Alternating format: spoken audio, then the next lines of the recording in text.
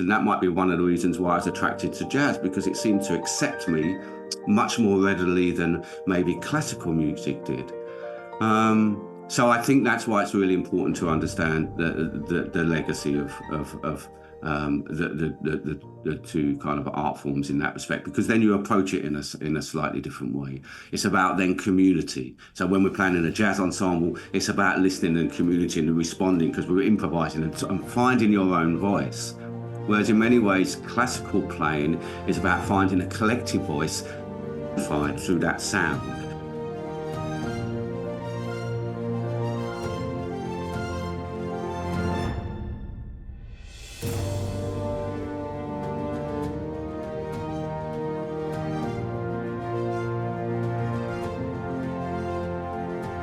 How you doing, Petra? Lovely to meet you. Lovely to meet you too, Paul. And you've got such a beautiful setting as well. Oh, good. That was Dolly's doing this morning, just in case. Yes. Yeah. No, I remember when I spoke to her as well. I was so impressed with the whole background and the setting. I thought, wow.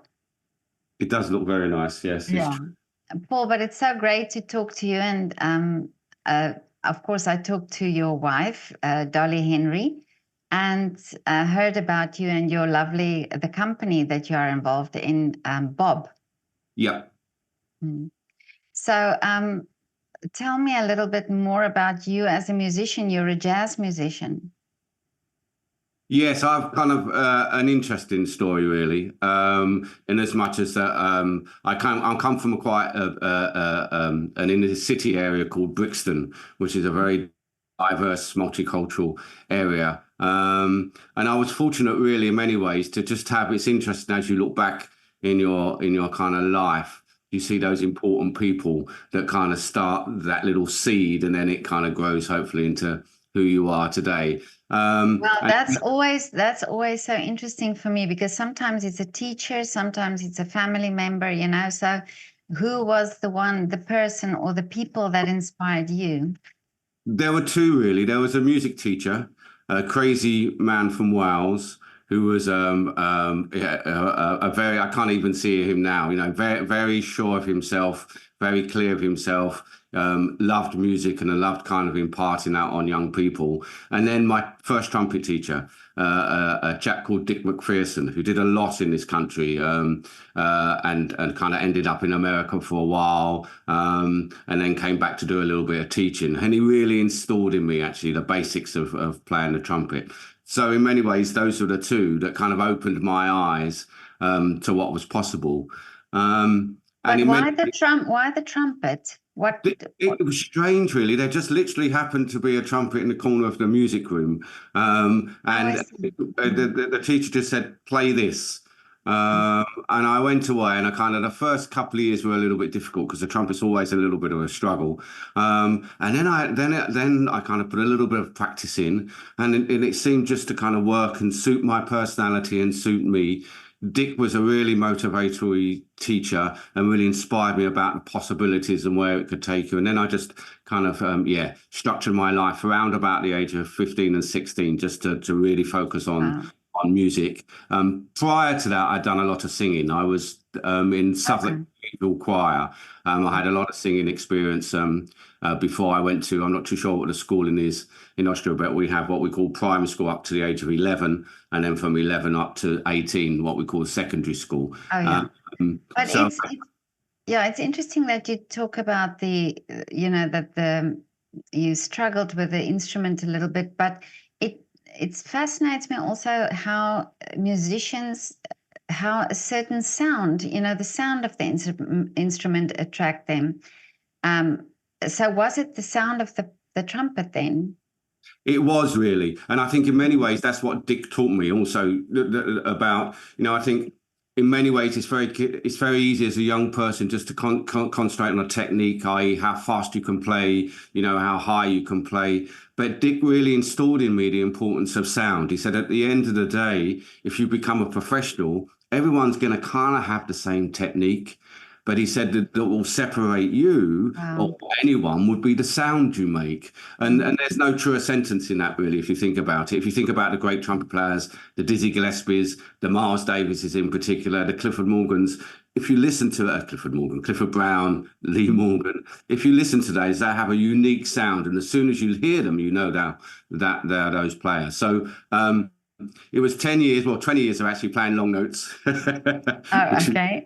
Is the only way you achieve your sound for hours and hours and hours and hours. And then it was interesting, actually, around about sort of mid-20s, I started to realize the sound is beginning to be me. Okay. So it's a really interesting journey. Certainly with the trumpet, is that because the way you're playing, it's kind of projected and outside of yourself, it's very hard to own that.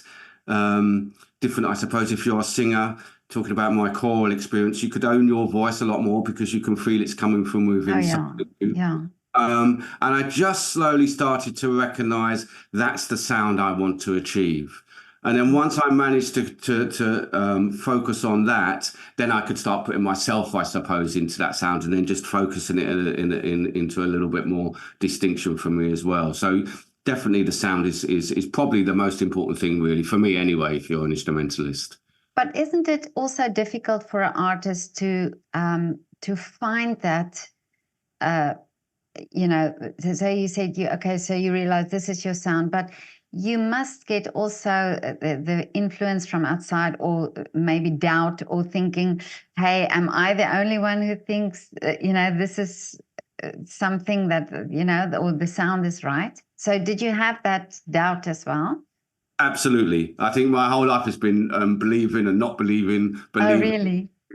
Most of us trumpet players are pretty neurotic. We pretend we're not, but we are. I think a lot of that is if we make a mistake, everyone in the orchestra or the jazz band or the ensemble hears it. When the trumpet splits or plays a wrong note, you can't hide. Maybe if you're the third violinist playing in the violin, then you might be able to get away with it.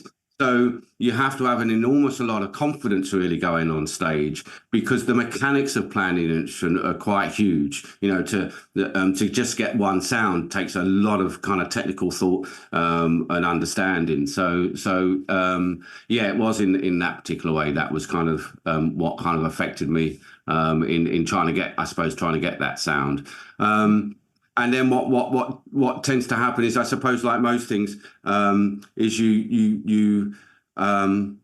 I suppose you're comfortable with your sound, and then you try to extend it. So you try to move forward, and you try to get a bigger sound, and you try to get a sound that's more reflective. And then you learn the difference between the quiet sounds and the loud sounds. But it's all comes back to confidence, really, and being secure in that basic technique. What happens as you develop, I think, is your muscles change, your teeth structure change. So therefore, you're always needing to really be conscious of where your technique is, especially because the lips are quite delicate and you have to really treat them really, really carefully. There's the famous story of Freddie Hubbard, probably one of the greatest trumpet players of all time, who overblew one day and didn't take care of his lips, and it destroyed his career towards the latter stages. What? Really? Oh, I never realized that it's so crucial, the lips. Definitely, because that's what you're making the sound from, really. The vibration of the lips is the main thing that creates the sound and the energy within the trumpet. Well, but from a young age, you have to then also be conscious of that, of course, because if you do that from a young age, just playing ruthlessly, then you can also then damage your lips.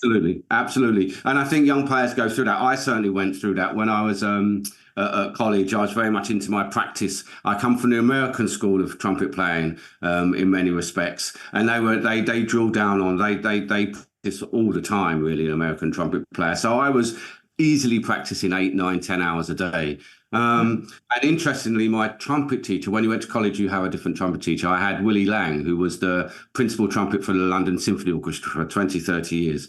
An absolutely amazing trumpet player, but a classical player. So totally different in many ways from my approach. So that we had some interesting conversations on that. And actually, he said one day to me, Paul, I think you're probably practicing too much. And I Really? remember at the time, I kind of took that away being with a little bit of a front, going, I can never practice too much. But kind of as I really kind of thought about what he was saying, I understood that you need to give your lips a bit of a time to recover. I think I was so wanting to get to a place of excellence really quickly, I kind of forgot that my body needs to catch up.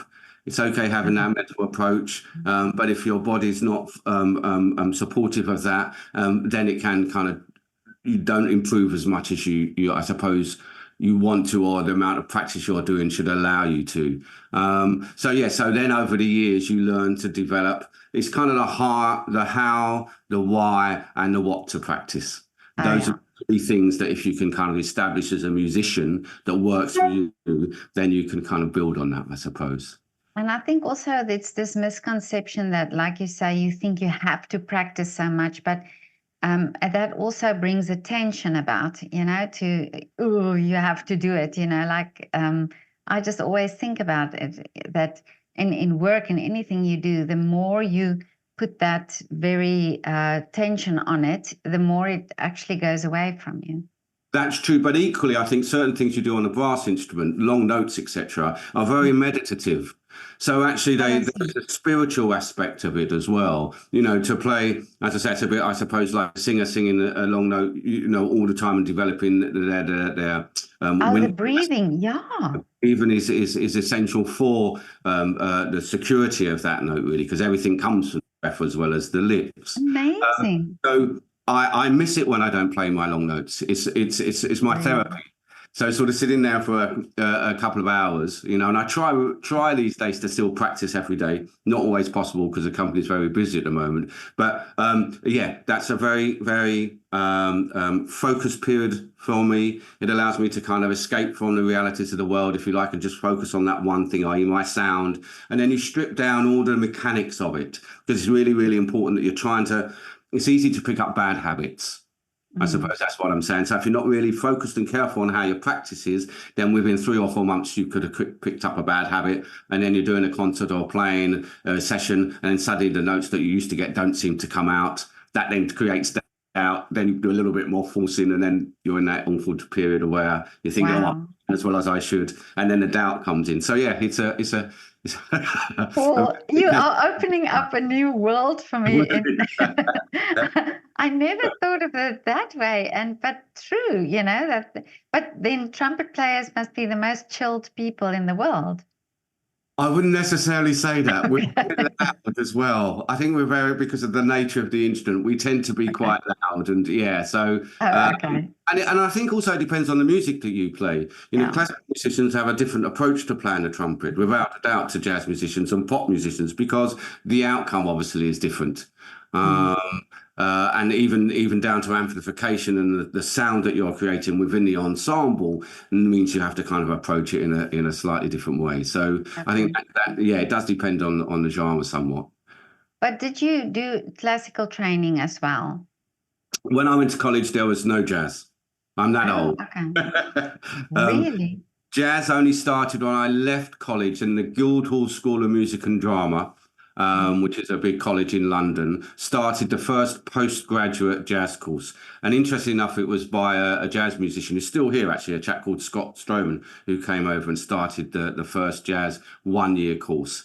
And then slowly over time, I think there was a recognition that you could be schooled in jazz, and jazz was as important and serious as other classical music. And therefore, more and more colleges started to open up their programs, and now all music colleges have a jazz side as well as a classical side.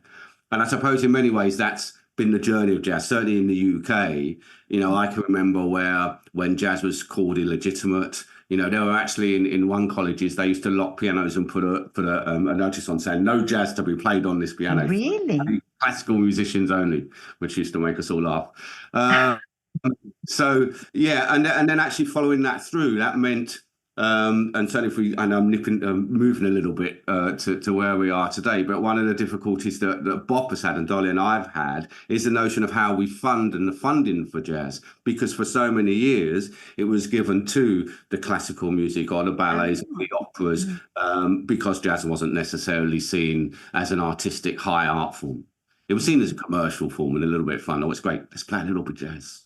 Yeah. Let's go But to the stuff a but little you bit. know, I think this is also. I mean, I spoke to a harpist, and he plays jazz harp, Wow.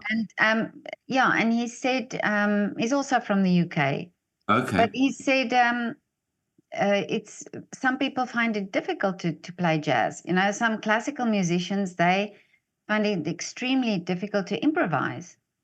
I think there has to come a point, and I recognized it in me actually when I was about 24, 25. There comes a point where if you want to really go to the high level of the two art forms or the two genres, sorry, you have to let one go. I remember actually it was at Southwark Cathedral playing a Bach Brandenburg concerto on the trumpet. And it Mhm. was such an awful experience for me because I had got to a stage where the timing for jazz, as you know, kind of is swung quavers and we displaced a little bit of the beat.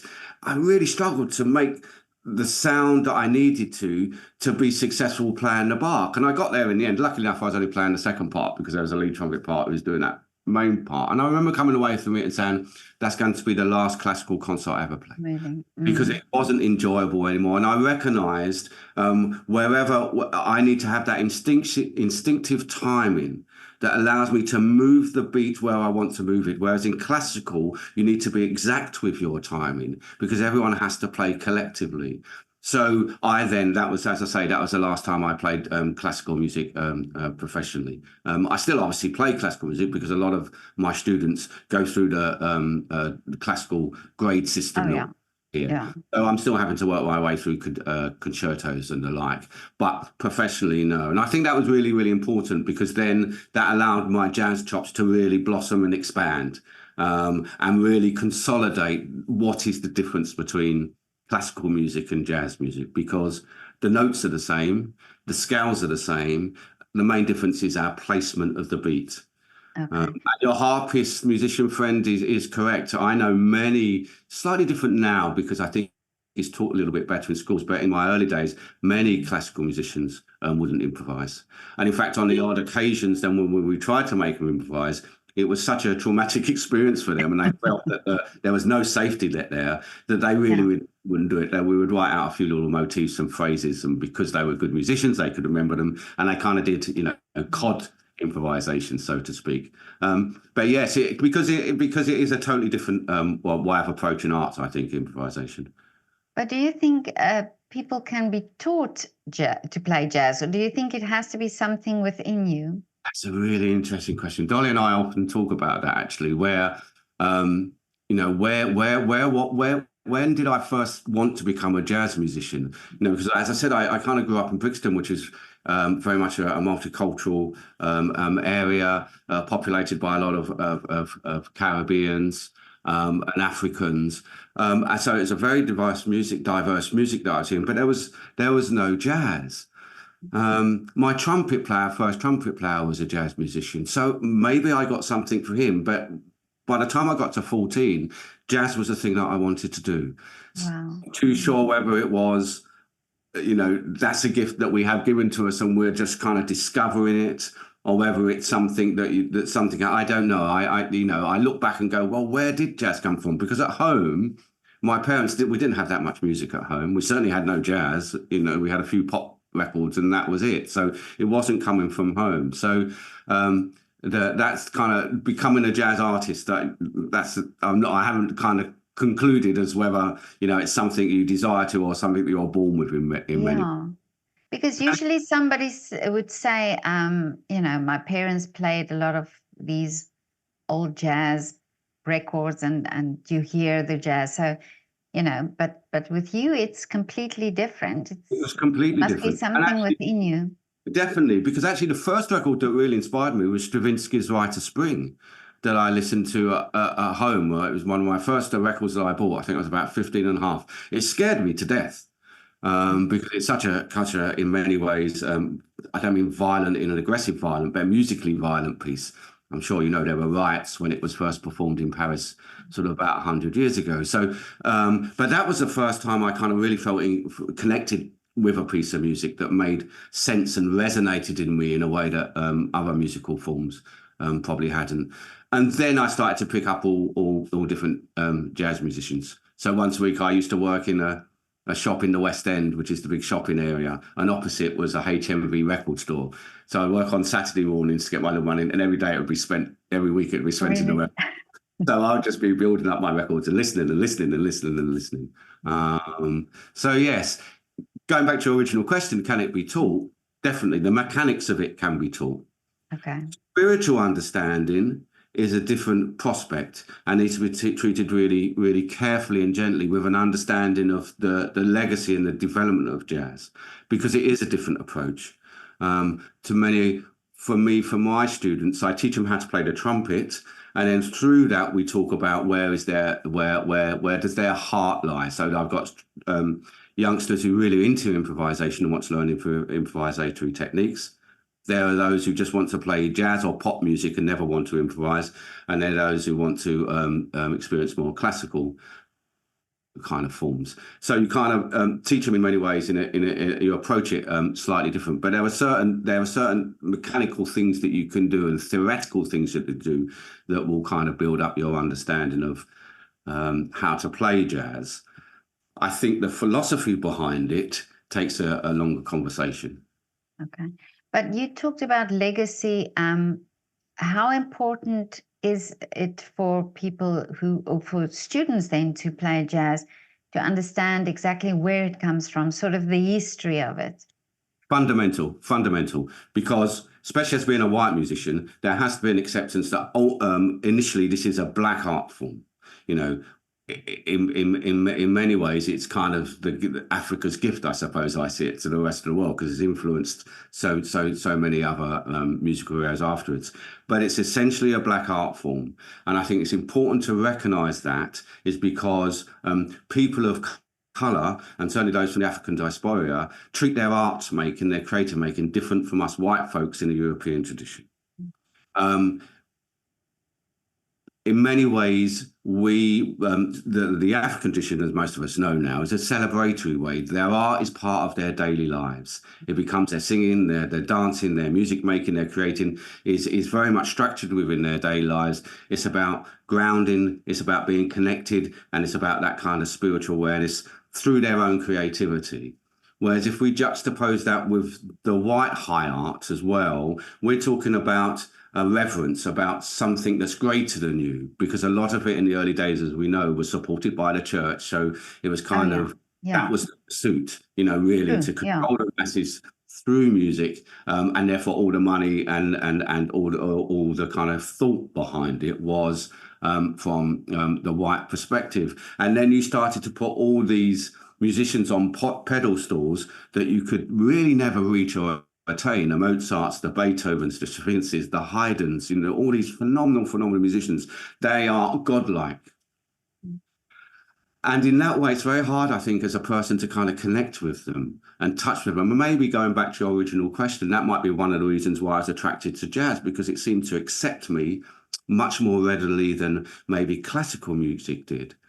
So I think that's why it's really important to understand the legacy of the two kind of art forms in that respect, because then you approach it in a slightly different way. It's about then community. So when we're playing in a jazz ensemble, it's about listening and community and responding, because we're improvising and finding your own voice. Whereas in many ways, classical playing is about finding a collective voice through that sound. You're the only people who can come away from that are soloists. With classical frame. I'm kind of generalizing a bit, but just to make no, I understand what you mean, and never thought of it that way. But and it's also when you look at a jazz band playing, you can really see the interaction between them. There's this chemistry between them, and it always looks as though they're having this great party. Definitely. Because if you think of the things that you're doing when you improvise, it's a bit like what we're doing now, if you think, because obviously we're improvising. We're concentrating on what we're saying. We're interpreting what each of us are saying. We're kind of trying to focus on the constructions of the sentences so that we make sense of it and hopefully say things that are kind of informative and interesting. So there's an awful lot going on in that split second that we say hello. So if we transport that to jazz playing. So if I'm playing a jazz solo, clearly I'm thinking of all my technique playing the trumpet, because otherwise after 20 minutes I wouldn't be able to play anymore. But equally, I've then got to make a decision how my peripheral ears then encompass the ensemble around me. Am I going to go to what the pianist is playing? Am I going to the bass player? Am I going to the drummer? Is that inspiring what I'm playing? Am I listening to the whole collective sound? So all that time we are kind of engaging with each other. Amazing. Clearly, if you're playing with something that's covering your face, that's slightly harder, because you've only got your sound and your eyes to kind of make that connection. And I find that really interesting. If you look at all the great instrumentalists, jazz in particular, always play with their eyes open. Wow. Because there's a connection there, really. And I had to learn to do that. For years and years, I played with my eyes closed. And I think it was Dolly who said to me, no one can see you, Paul. We need to see you. Oh, really? We need to be inside you. We need to see what... so I had to really work hard at kind of keeping my eyes open when I'm...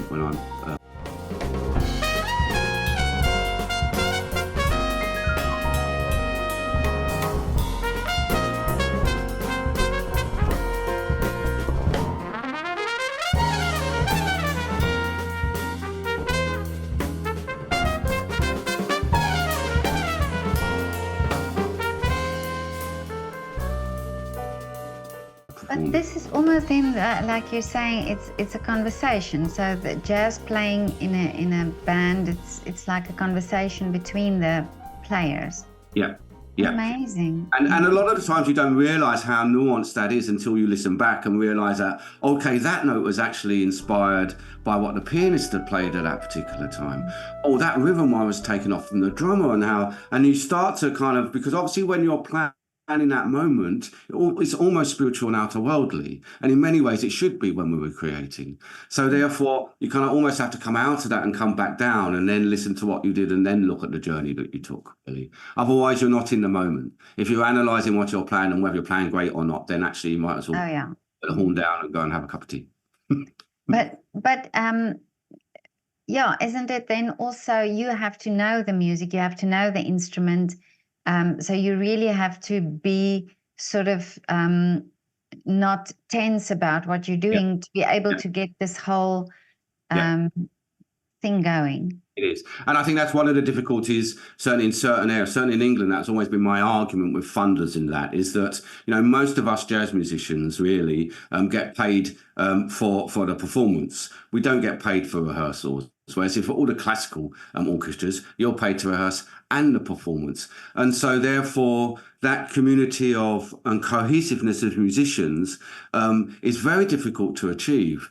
In my first really important band in my late 20s, I had a couple of bands before that, but then I got three other musicians who were really into the type of music I wanted to play. We didn't do a concert or a gig for the first year, and we just rehearsed because we didn't want to not communicate in a way that we were comfortable with. And it took that, and we were playing really challenging, I almost call it European jazz. It wasn't kind of, it was taking all the greatness of jazz from America, but then trying to reinterpret in the way that us four English musicians were. And yes, I remember, and we would talk about what we were trying to do. It was all new compositions, and we would kind of explain what the thinking behind the composition was, and always rehearse as though we were in performance.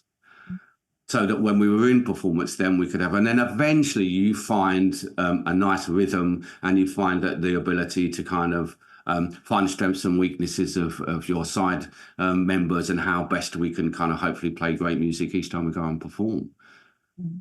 But now, if you think back also in history, you think those musicians, those Black musicians who were the pioneers of the jazz, they didn't have the music education. They didn't have the classical music education. So it all came from them from inside, or you know, amazing how they did it. Which kind of goes back to what I was saying about their legacy and their, you know, that creating is part of their journey, it's part of their child, it's part of everything. Whereas in the white kind of framework, it's not necessarily that. I was just lucky I went to a school that I had a good musician and had some free instruments. Equally, I could have gone to a school that didn't have that, and I would never been on this journey that I'm on. So yeah, I think there is a very much connection in how they've been schooled or yeah, and their How legacy. they did it, yeah. Yeah, But yeah. then it's also amazing that you and Dolly started this company, Bob, and um, I mean, you were married before. I mean, before you started the company. No. No, Oh, no, no. And oh, actually, okay. Dolly had just started it a couple of years before we met because up until that, my Yeah. kind of journey a little bit, once I'd done my jazz, I played a lot of jazz in my 20s. And then I suddenly realized it's very, very difficult to make a reasonable living in jazz in England in the 80s and 90s. So I kind of went more and more into commercial music, and I eventually had a big recording studio and did a lot of commercial recordings. Still had my jazz thing in my back pocket, and still played jazz, but not in the same way that I played previous to that. And then I was asked to rearrange a musical theatre piece called In a City that had a hit in the 60s in America, and then some producers brought it over here. And just by the off chance, I kind of was in their kind of eye line, so to speak, and I started to arrange this music in a more contemporary R&B type of way. And Dolly happened to be the choreographer.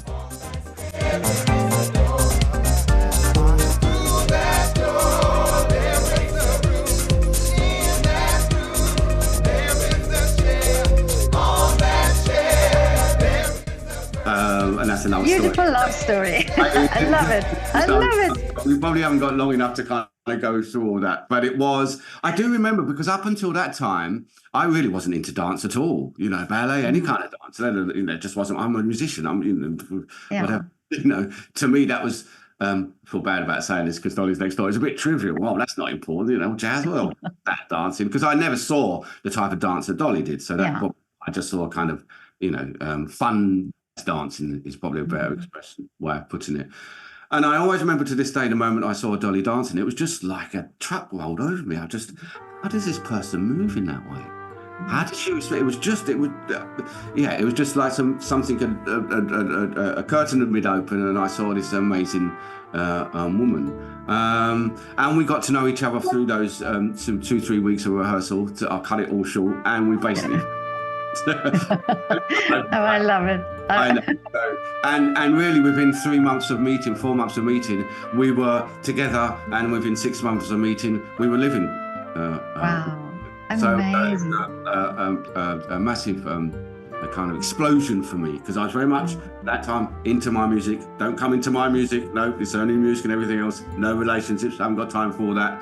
Working crazy hours. If you have a recording studio, 18 hours a day at the norm. And if you're writing and doing a lot of composing, then it's a full-on pursuit really. And so Dolly knocked me off that kind of train, so to speak. Well done, Dolly. I mean, I know. And she is I also have to say she's probably the best musician I know. If I had her ears, I'd die a happy man. It can be infuriating because if I write something and she goes out of the room or goes away for 2 weeks and comes back, if I change one note, she'll say, "Oh, that note's changed." Really? I have to kind of explain, well, I changed it for that reason. Which is great because it keeps me on my toes and I can't be, just write a load of rubbish. So anyway, part of that conversation, and in many ways I was feeling slightly disillusioned with the recording studio and the partners I was working with and the direction it was taking, and they're very, very hard to kind of maintain and make any money from because equipment is so expensive and you have to keep it up to that level. I kind of through conversation with Dolly, because Dolly didn't think I was a jazz musician. She just thought I was a musical director because that's what I did, an arranger on the show. And then she said, I've got a jazz company that I just started, a jazz theatre company. And she invited me to a few concerts, performances, and she always laughed. She said, "Never come, Paul." That was fine, only because I was really busy. I kept meaning every time, "Oh, I need to get to that," and then something happened. I wouldn't. And through those conversations, I realised actually, I need to go back to my jazz roots because I can't see this studio fulfilling me for the next 20, 30 years. I don't think I would be happy. It's not the music I want to do anymore. I'm confined in how I operate as a musician. There was a lot of work keeping the studio up and not so much me developing all the other aspects of my creative life that I wanted to. So one day I said, that's it. sold studio, went separate ways. Said to Dolly, okay, let's take my production company, music production company. Let's kind of fuse all the equipment I've got with Bot, and let's kind of really try and move Bot further forward. I love it. I love it. You know, that decision that you make and saying, no, this is not what I want to do. This is what I want to do. I love it when people do that. Yeah. Clearly it was a big risk because we would not only knew of each other, but in many ways new companies. But you can only go on the feeling that you have, and we both felt very secure with our relationship. We knew it was a forever relationship, even if people around us at the time when we got together weren't so focused on agreeing with that. So we knew it. So that's really helpful, knowing that okay, we're together for life. So then you can concentrate, and our life is about creating. Our life is about, Dolly's always said to me that I want to change the nature of dance in this country, and she has, and she's slowly now being recognised for that. I'm sure you're aware of all the difficulties that a person of colour has in countries, and a woman as well, and she's had with that throughout of her career, but she's done things that no one's done. She's certainly developed a technique, a dance technique, and a way of working, and I love that way of working, Dolly. Her ideas, her creative brain is just whirling all the time, and when she dances, as we get a little bit older, she slows down a little bit, but in her prime, just never seen anyone dance like that before, and I've probably never ever seen anyone like that again. And the connection to jazz, because she knows jazz so well, and her ability to listen and hear and translate through the body is just like a jazz musician. But that's amazing, and amazing that you connected and that you have the same outlook, that you have the same feeling about jazz and what you want to achieve. I think that's also important. Definitely, because we want to kind of, in many ways, jazz theatre is kind of a newish form. It's not musical theatre. We didn't want it to be musical theatre. We've both written musical theatre shows together because a part of, aside from doing jazz, obviously we do other things as well. So we've done those. We've, had musicals on off West End stages, and likewise, and done a lot of other work in the musical theatre point of view. But we wanted to pursue the high art notion of jazz theatre that has obviously dance and music, but the theatrical element and narrative. Up until that time, my understanding of jazz dance, it wasn't really narrative. It was kind of small little pieces. And so we really want to be able to tell our story, just in the same way that a ballet composer or a ballet choreographer can tell their story. We want to tell our story, but we want to tell our story through the jazz tradition.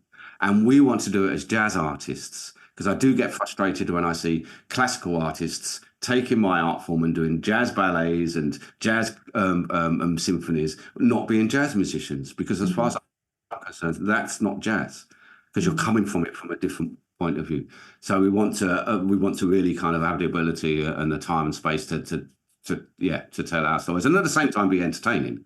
And what we always smile at when people see our work is that I never knew jazz could be like that. I've never seen that before. Well, and that's a compliment for us. Yeah, well, just after speaking with Dolly, I also, thought about it in a different way. And you were right. People, you think of musical theater and you think that's jazz, or you think that's that type of dance. But when I saw also the videos that Dolly sent me, then I realized suddenly, it's a total different art form. And why is that not more on the stages? Why is that not recognized, and why don't we see it more? Because it's beautiful.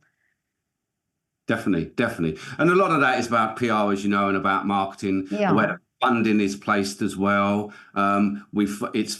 People come with their preconceptions of what jazz is, and that's what we try to break down in the last 20-25 years. And that's why our education provision is so important, because we're going out teaching that it's not what you assume. So it's hard, and it has been hard. It's getting slightly easier now, but it has been hard to convince artistic directors of theatres and producers that jazz is this is what it is. Because as I said, when they see it, they go, "Oh, is that what it was? If I'd have known that's what it was like, I'd have booked you for a week instead of one day."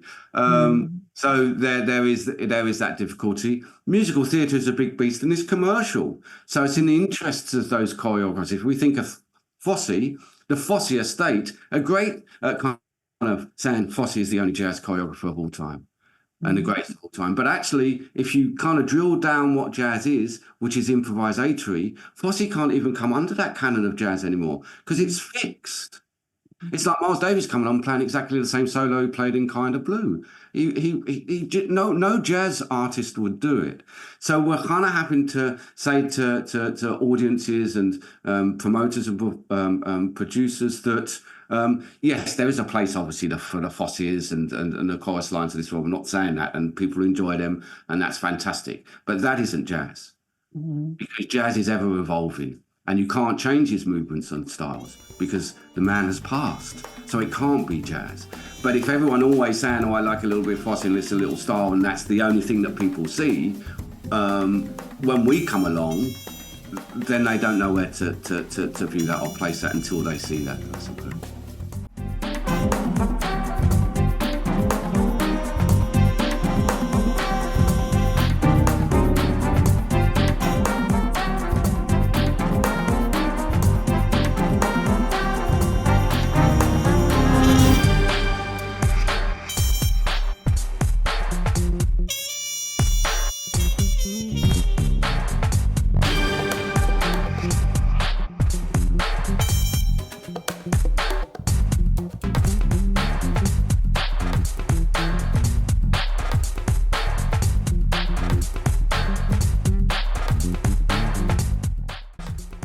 But amazing that you are so dedicated to make people see it in a different way, because I think, that's the only way to show this is what we're doing and this is what it's supposed to be like. Yes, very, very important to us. And equally, as Dolly and I always mention to not only funders, but artistic directors of theatres, is that, well, anyone who will listen actually for that matter, is that you can train in this country. You can get a doctorate, a PhD in jazz studies. You can get a master's. You can get a degree. You can get diplomas. You can get GCSE A-levels in the jazz tradition. Every examination sector, you can be examined in jazz. So why can't we then have all that greatness and energy translated into the ability to perform as a jazz artist? If a jazz dancer in particular, slightly less of a jazz musician, but wanted to have a sustainable career as a jazz artist, the only way they could go if they didn't come to our company would be in musical theatre. Now, maybe 30 years ago, when the jazz choreographers or the choreographers for musical theatre were influenced by the jazz tradition, then that wasn't such a bad way of earning a living. Now we're into the pop musicals and an explosion of different genres. There's no musical theatre anymore. I can't see the last show that I saw jazz dance at all. I identify that as jazz dance, apart from the legacy ones, the cabarets and the chorus. Seem to always happen. And actually, we talked about the traditions and where jazz comes from, but also the music went along with dancing. So if you just look at the tribes in Africa, it's always the music and the dancing coming together. And for jazz, as you know, up until bebop, really, then there were always dancers on the same program as jazz musicians. Duke Ellington had dancers every time he performed, not only at the Cotton Club, but every time he performed, there'd be tap dancers who went with the company. When Dizzy Gillespie and Charlie Parker come on bebop, they needed in many ways to separate from that because they wanted to be seen as high art. They recognised that if we're still seen as entertainers, then we're not actually going to be pursuing that real high art level. And if you think of the music of Parker and Gillespie, Coltrane, no one's really probably got close to those geniuses in many ways. So they removed themselves from that particular kind of dance expression within their work, I suppose. And then then the dancers just went off into musical theatre and then inspired every kind of pop genre that there's ever been up until hip hop that we have today, which is a direct link to jazz. Everything that hip hop is a direct link to jazz. And so that's why it's important to make that connection in many ways. And also for young dancers now coming up and for young musicians coming up, it would be great if they, from a young age and, you know, from really starting their dance lessons and their music lessons, that they understand this connection and that they also understand the connection with the history of the music and the dance. Definitely. And I don't think that's happening that much. It's becoming it's strange because I'm obviously my background, I'm a white person. That's kind of strange me saying this way, but we're beginning to teach jazz as we would if it was a white art form in colleges and in schools, which is a bit of a worry. Jazz is an oral tradition. It's not about the written page. You yourself said, well, they never wrote anything down in the first sort of 20, 30 years, and there was a reason for that. And it wasn't just because they couldn't write the notes, because clearly they could. They didn't want to, because it is that way of communicating. So if I learned to music, if I wanted to learn a Miles Davis trumpet solo, I'd buy the record and I'd work it out.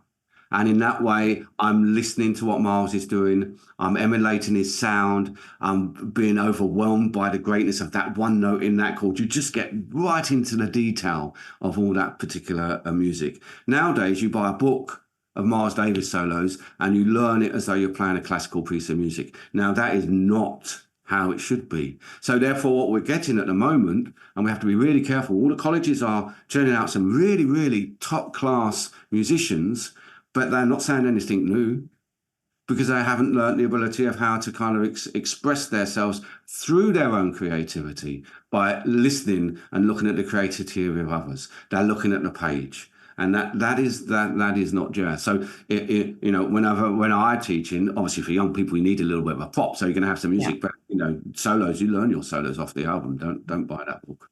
But that teaches you to listen and to feel, and that's what Dolly also said about the dancing. They should feel it. You should feel it, and feel the music, and then feel what you're doing. There you go. And also you realise how great these musicians were because they were improvising that stuff.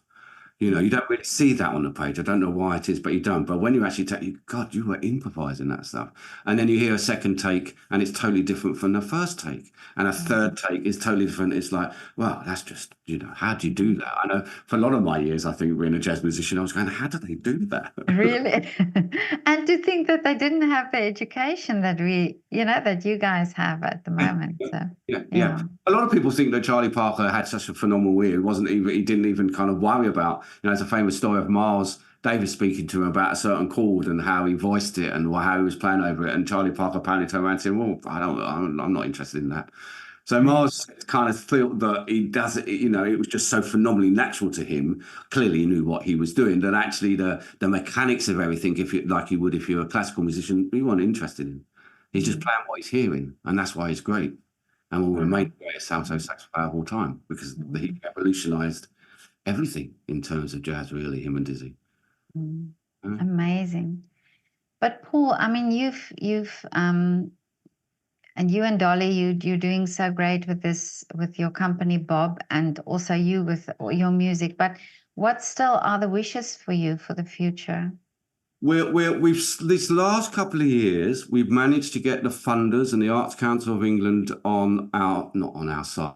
That sounds as though they were not on our side, but in a position where they understand what this art form is, in a position to understand the work of Dolly Henry.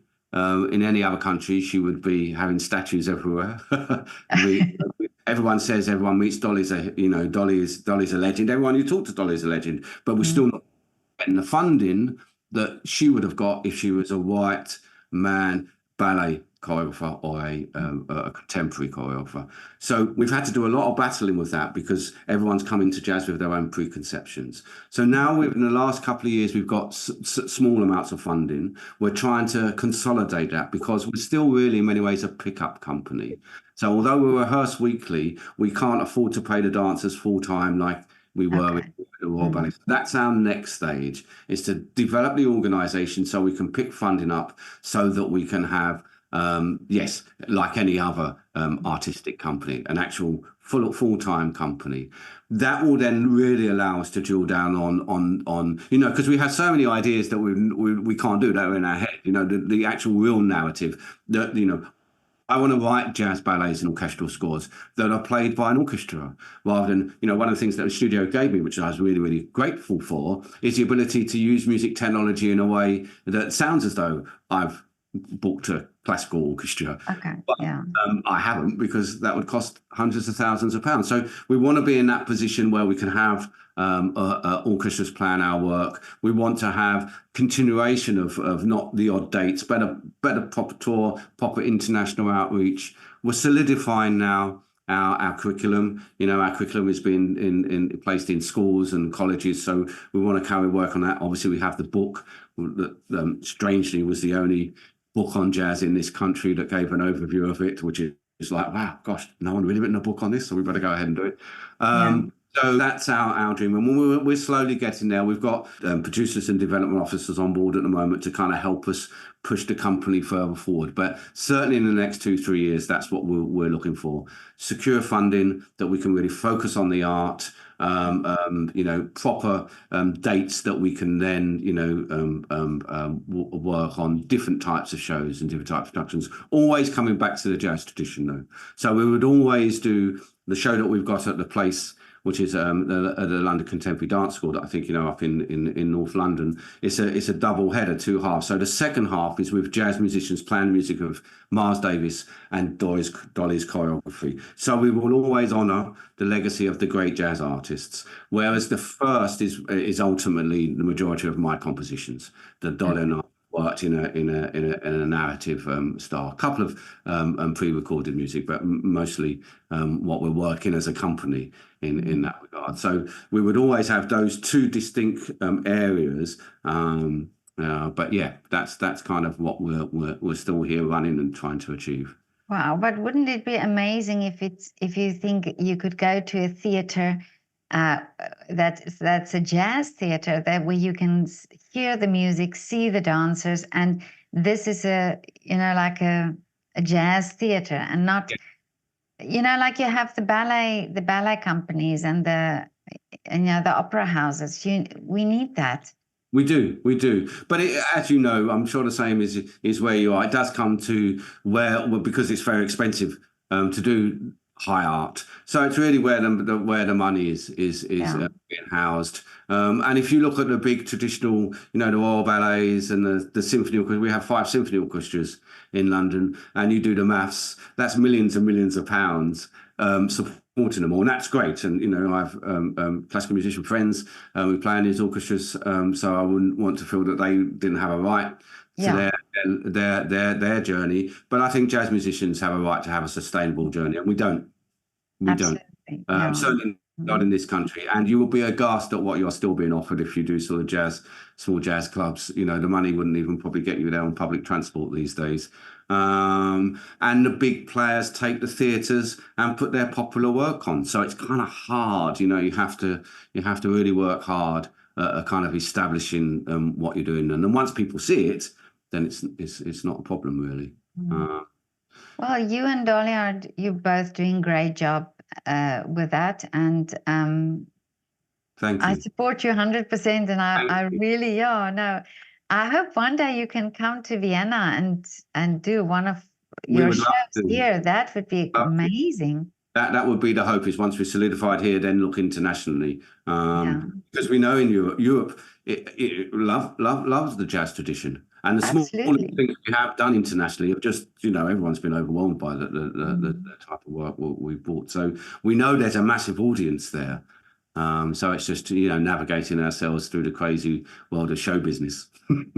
Well, I must say, after my interview with Dolly, she inspired me so much that I actually went to look for African dancers, and I found the most wonderful dance companies in Tanzania and in Nigeria. So there you go. Thanks to Dolly, it opened my mind a little bit. And did you find, as a kind of, with your heritage, your kind of a European white heritage, Was it a different way of interpreting the work that they did? Did you, when you were, why were you seeing so engaged with the work they were doing? Well, actually, I'm from South Africa, so I grew up with Of course, you your know, the accent. different tribes and so on, and also these dances, and a while ago I also something that I feel ashamed that I didn't know more of, but it was the Khoi dancing.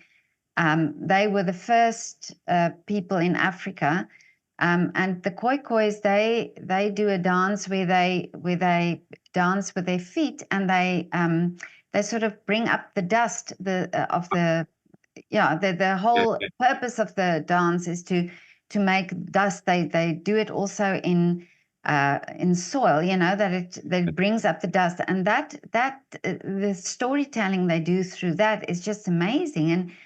And you know, I always had this idea we should bring these dancers to, say, the ballet companies where they use point work, you know, where they use their feet, and show the difference, or show yeah, the resemblances. And yeah, yeah, but I yeah. saw also in the dancers that I talked to in Tanzania and in Nigeria, how they intrigued with ballet, but how they use African dancing and ballet then together, and how they merge these different dances. And I think it's a new dance form that they're developing that we don't even know about, you know.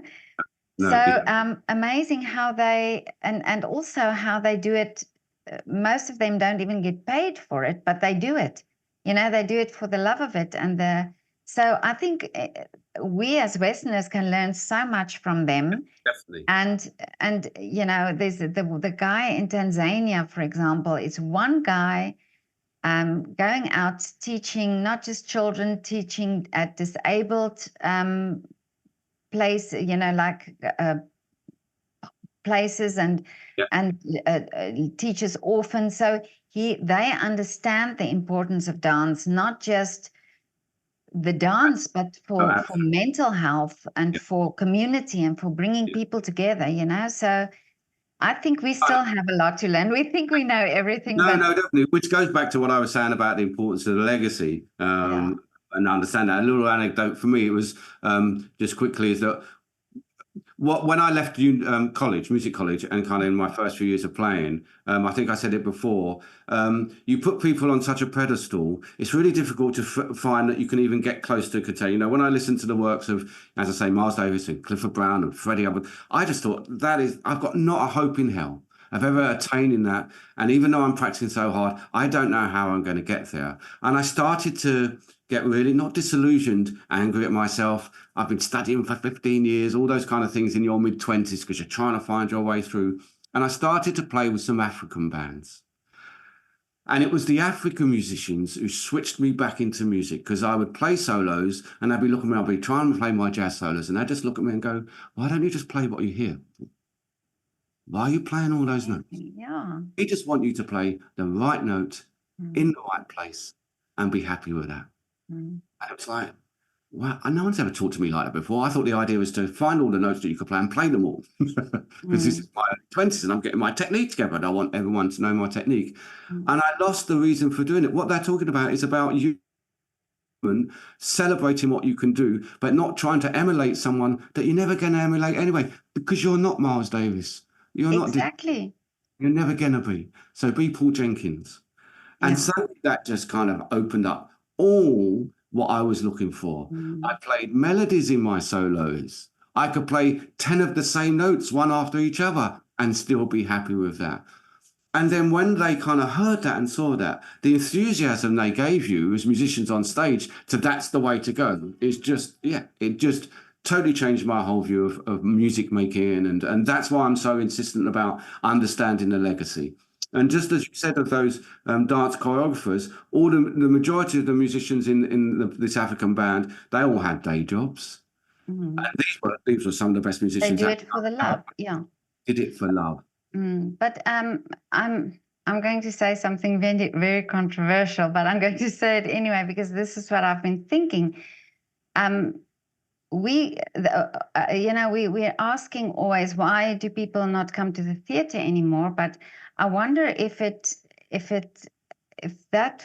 those art forms lost the connection, because the artists are trying to be so perfect, and so, the standard needs to be so high that for them to perform, they have to think and concentrate and work so hard. The pressure is so on them.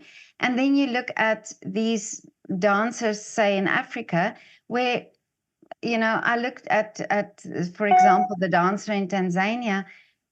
You can see not every dancer in the class is, the best dancer, but you love looking at them just because it comes from within. And then you think, isn't that what art is about? And isn't that what, like you say, the jazz musicians, they connect with each other. And in that way, we love looking at jazz, or we love listening to jazz, because you feel it, you know? Yeah. But equally, as you said, we have a responsibility. We're still entertainers. If it's our job, we're still entertainers. So we need to know how to take that from our stage and then. Exactly. Yeah. And that's what a lot of us have forgotten to do, because we're so there about our own ego. Oh, look at me, I'm so great. Oh, I'm here. And that we forgot that actually, Dola and I say, even if we're charging 25, 30 pounds a ticket, I know some tickets in the West End are hundreds of pounds, that person might have had to work a week or 2 weeks or 3 weeks to get that. It's our job to give them a good time. It's our job to entertain them. Now, that doesn't mean to say it can't be thought provoking. Yeah. Or not plan I know. Yeah. We have to attain them. So it's a bit like over here. A lot of English jazz musicians for a long time would wander on the stage with jeans and t-shirts. It would drive me mad. People have come out to have a good evening. I don't want you to kind of using your Sunday garden gear to come out. No. No. Yeah.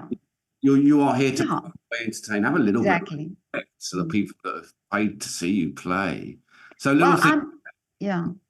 I'm not saying that musicians shouldn't study the music and be as best as they can, but that's also not what I mean. But you want that commitment from them, and you want them to strive to do the best they can. But like you say, it's that fine line where you say, okay, well, here I am now to present it to you, and I want you to feel it the way I feel it when I play it. Yeah. And you can draw them in, as we all know. There's techniques you can draw those in, whether it's verbally or musically or whatever. We can still draw them all in. But I think that's really, really important. And you're probably right. If I look at, occasionally we go to the opera and the symphony, and the majority of the audience are people of my age and white. Yeah. So where the audiences are going to come from. And it needs to be, promoters need to consider that. Because in 10, 15 years' time, then you may not have an audience. Our big performance we did at the place last year, one of the comments that everyone made was the diversity within the audience. We sold out, which was lovely, but there was a massive diverse audience, but equally from youngsters all the way up to the older generation. And therefore it showed us that actually that's great. That means that we're moving forward, because we've got people who will hopefully follow us through. So we do need to consider that. Maybe there's too much money. Yeah. Some of these art forms, and not enough in other areas. Yeah, that's but I think it's time, and I think that the fact that you speak about it, and that you and like I say, after I've spoken to Dolly as well, then it makes you think, and it makes you look at things in a different way. And I think it's important that we speak about it. Definitely. Very much so. And speak about it truthfully, so not to try and pretend that everything is fine and it's all, but that everybody speaks about it truthfully. Yeah, definitely.